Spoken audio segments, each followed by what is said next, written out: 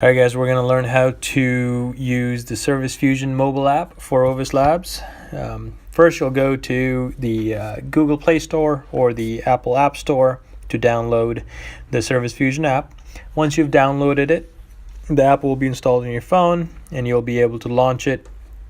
Once launched, the app will ask you to sign in. There's 3 pieces of information that are required.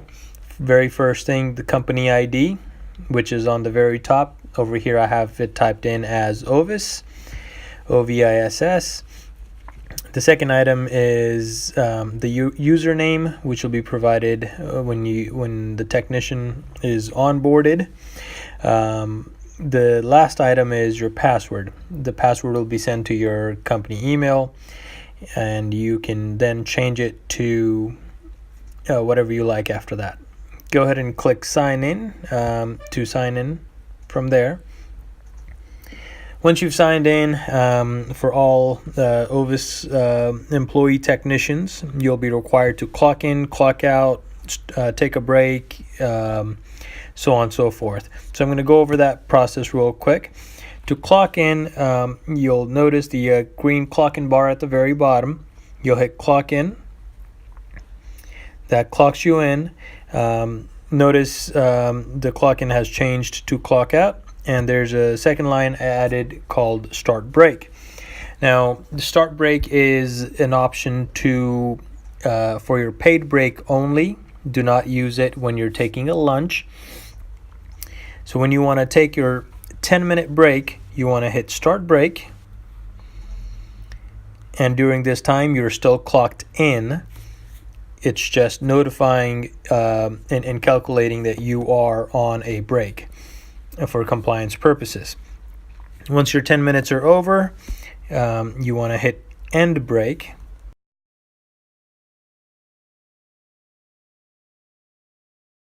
Once you've hit end break, you'll notice it'll show you that you're still clocked in. Now, when you are ready to take your lunch break, hit clock out. You must clock out for your lunch breaks. That's important.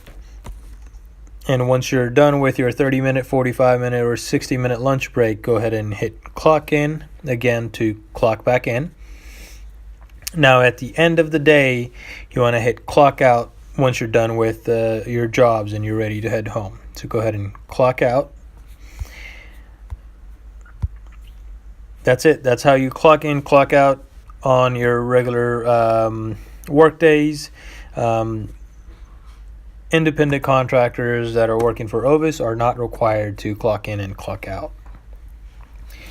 Now the second part is when you're ready to start your work. When you're ready to start your work, you've already clocked in, and you will go ahead and go over to the My Work section on the very top right corner. So hit My Work.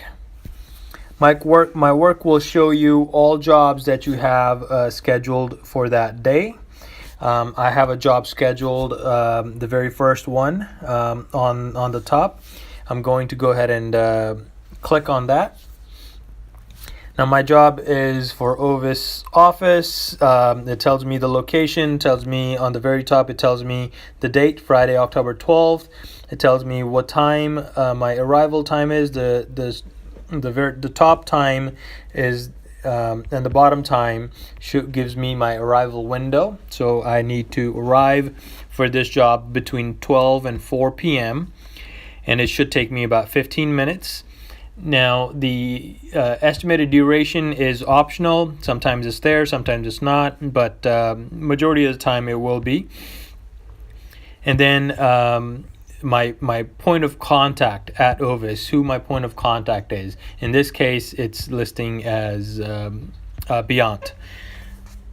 Then going forward, it shows me the location, address, the description of the job. The description of the job in this case is record a training video for ServiceFusion, which is what we're doing. We're going to skip over the custom fields. Additional visits would show you if this job had additional visits required to come back. And completion notes. Completion notes right now, in the beginning of a job, of course, they're going to be empty most of the time, but I am required to enter in the completion notes once I have completed the job. Then the technician who's assigned, in this case it's me. And then if there's any tasks, right now there's no tasks listed, but I can create tasks here. And to add a task for myself, for example, don't forget to hit stop when recording is completed. So that's a task for myself. Another task could be aim and adjust all camera angles. If I can spell this right.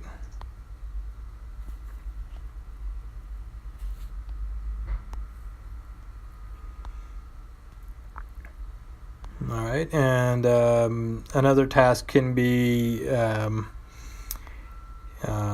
install DVR system. All right, so those are some of the tasks that I've created for myself, and now I can go ahead and check mark them as I'm completing my tasks on my list. So this is sort of a to-do list that you can create for yourself when you're on this job. And if the job requires for you to come back another time, you can also add in tasks here so that when you are back the next time to this job site, you know what you need to do to complete the job and or where you left off. The next item is notes, any internal notes that the office might have typed in for you to know, or any notes that you want to type in for yourself or for the office. Notice this is only internal notes. Anything you mention here is not displayed to the customer. So be careful with what's written under completion notes, because that is displayed to the customer as well. And then docs would show you a file that something along the lines of a survey that's completed. So you can view the survey here and see where all the cameras need to be. And so you can install those cameras accordingly. Under equipment, you'll see equipment that's assigned to this job. So you may see that there's a DVR system that needs to be serviced, and it might show you where that DVR system is located. The invoice button will not be visible on your end, so I'm going to leave that alone. Scrolling up, I've got the info tab here. So tapping on the info shows me the contacts to this location, and I can hit show more to see additional contacts on this location, and any job history for this location. So I can, which lets me see what are the things, what sort of service tickets have been performed in the past, what sort of system is installed, and what other technicians might have gone there, and what have they done. So I can view all of that information down here. And I'm going to go ahead and go back. Map shows you where the location is, and you can hit get driving directions from here, which will take you over to the Google Maps to start the directions. I am now going to go ahead and go back to the ServiceFusion app again. All right, pre-work signature is not required. However, post-work signature is required. So once you're done with the job, you want to provide the customer with the post-work signature so they can go ahead and sign off and say notifying that you've completed the job. And then once you hit save, hit back, you're back on the main screen again. All right, now once you've reviewed what the service ticket is and you are ready to go ahead and go to that service ticket. Now you know where the location is. You know how to get to the maps and hit get driving directions. The very first thing you want to see is where you see on the very top it says job scheduled. Hit that button and it'll give you a few statuses. Now it is very, very important, as soon as you are on the way to this job site, you want to hit the on the way button. And once you press the on the way, it will notify the customer. And just like here, I received a text message telling me that this is Ovis reminding you our technician Beyond is now headed to Ovis office and should arrive in the next 30 to 60 minutes.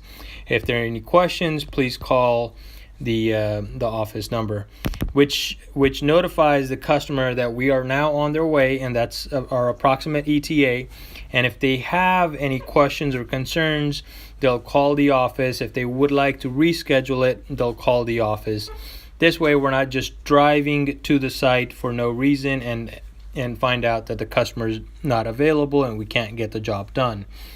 So pressing on the way is very, very important. Make sure to do that every single time. Now once you've arrived on the site, you want to hit on the site. This updates and starts to count your hours spent on the job. Notice it automatically changed to started because this means you have started the work, and your hours are logged so that we can bill the customer based on number of hours spent working for their job on that job. Now, once you're completed with the task, you want to go ahead and go over here and mark it completed and or partially completed. Once you mark it partially completed, it'll update the status again, notifies the office that the job is partially completed, and you want to update your notes under completion notes to provide the reason for partially completed and what has been completed, why wasn't it fully completed, what is required to go back there again to complete this job. Or you can mark it paused, needs attention. Same thing in this case, you're notifying the office that there's something going on with this job and it needs the attention from our office. So whether you were missing a piece of equipment or the client asked us to wait to install a certain part, whatever the case might be, you want to notify the office. When you type in your notes under completion notes, you want to tell the reason why it's marked as needs attention, so that they can do what's necessary to get this job back on the schedule again. Finally, the next next one is pre-wire completed. Pre-wire completed is used only when the job is scheduled for pre-wire only. For example, there's a restaurant or office building or a hotel. It's under construction. Our job is to go and pre-wire the job. Once we've completed all of the pre-wiring, we will mark it pre-wire is completed, so that office knows, dispatch knows that we've completed the pre-wire there, and we are no longer required to go back until the contractor or the GC has notified us that they are ready for us to come back and install the remainder of the equipment. Finally, the completed button. The completed button is there to notify the office that whatever you were assigned, the job is fully completed. And at this time, I'm going to go ahead and show you how to add the completion notes. So I've completed the task. I'm going to add my completion notes here in detail. The first thing you always want to do is write your name as a technician, and then the date, today's date, in case there's future trips required to come back for this job. So my name and today's date, I'm going to add in my completion notes. My completion notes in relating to this particular video is I showed how to clock in and clock out, went over how to start and complete a work order, how to map a job from how to map a job and get directions, and finally how to add photos, and hit save. All right, now those are my completion notes, and now once I've marked it completed, now our office knows that the job is done, and these are all the tasks. These are the notes that Beyond has typed in that were there to complete. Now you can go ahead and hit back. You can go and take a look at your next job. Notice that that job is no longer on my list anymore. If you needed to find it again, it will be under past and under complete.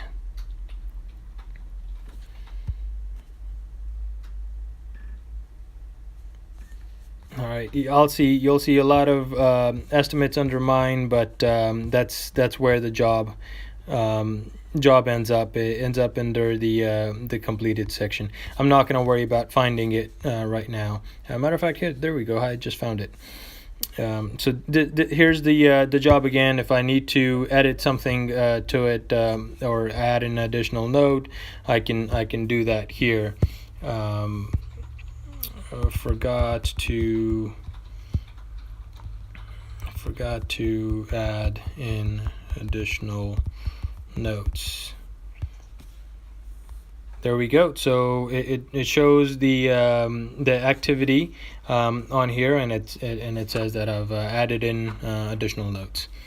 When you're adding additional notes under this notes section, it automatically timestamps it and puts down the technician's name. The only time you do have to add in a date and your name is when you're adding in completion notes. Now, completion notes are important to be very, very careful about what's written in there, because that also gets sent to the customer as well. So be very careful what you write in completion notes. Now, if I want to go to my next job that I may have on my schedule, I'll go to current and take a look at my next jobs. I don't have any other jobs scheduled for me except for some estimates and so on and so forth. You may have a task. In this case, this particular one's assigned to Troy, but I can see his schedule as well. So that's why it tells me what the task is. And the task just says be sure to pick up a range extender from the office for a particular job. And once you've completed this task, you will go ahead and mark it task completed, so that it disappears off of your schedule, and so on. You can keep going to the next available jobs. Now, if I want to take a look at my schedule for tomorrow or the day after or any particular day, I will hit the calendar button in red right next to the date on the left, and the calendar will pop up. From here, I can select whichever date I want to see the schedule for that particular date. For example, I'll go ahead and select the 15th. I don't have any other jobs on me, so you won't notice anything. But notice the date right under current has changed to Monday, October 15th. Now, if I want to take a look at all future jobs, I can go ahead and hit the future button. And this will show me all the jobs that I have scheduled under mine that are in the future, regardless of date. Just the jobs that are not for today or not were in the past. Every single job in the future. I can also hit the map icon on the globe icon to the right of the date to see what jobs I have and where they are on my schedule. Since I have admin rights, I get to see almost everything. So I'm just going to zoom in into a certain area just to give you an idea of what it'll look like. So you'll see, okay, there's a job in Fresno, there's a job in Merced, there's all these jobs in other areas, and this gives you an idea of where they're approximately located. And if you needed to reroute yourself, you can do so here, but be careful if you are rerouting yourself to notify the office, so that that anything that's confirmed with a particular arrival time window does not get pushed aside. All right, so that was the My Work section. That's pretty much all that you will need to see there. In your ServiceFusion app, you will not see some of the other tabs that I have on mine. Again, when you're ready to start your day, be sure to clock in. When you take a break, be sure to hit start break. When you're done with your paid break, which is for 10 minutes only, be sure to hit end break. And then when you're ready to take your lunch, be sure to hit clock out. And when you're coming back from your lunch ready to work again, be sure to hit clock in. And then when you're done with your day, be sure to hit clock out once again. And when you are ready to start your work, or you want to review to see what your schedule looks like, hit My Work. And here you will see all of your job tickets. You can hit past icon, and you can hit you can see under complete, you can see all of the completed tickets. You can also hit the incomplete button here, which will show you all jobs that you were assigned to but you did not complete. So in this case, I've got a couple of jobs that show up for me that were assigned but have not been completed. You are able to go to these jobs, take a look and see what's going on. Here's an example of a job that was assigned, and it's marked pause attention needed, and there were notes attached to it as well. The completion notes have been typed in also.